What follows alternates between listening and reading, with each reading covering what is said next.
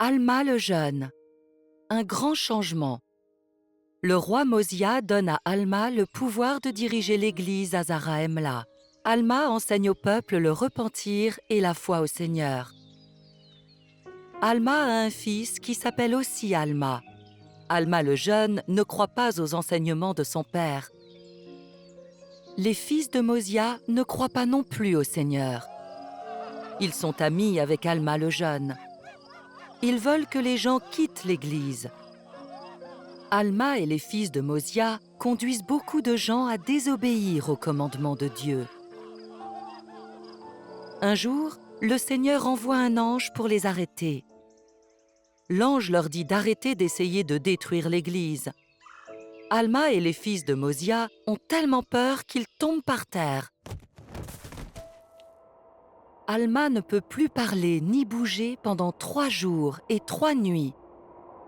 Il se sent très mal à cause de toutes les mauvaises choses qu'il a faites. Il est aussi inquiet car il a amené beaucoup de personnes à s'éloigner du Seigneur. Alma éprouve des souffrances immenses à cause de ses péchés. Puis, il se souvient avoir entendu son père parler de Jésus-Christ, le Fils de Dieu. Alma prie pour que Jésus lui pardonne. Après avoir prié, il ne se souvient plus de ses souffrances. Il sait que le Seigneur lui a pardonné. Il ne se sent plus coupable pour ses péchés. Au contraire, Alma est très heureux.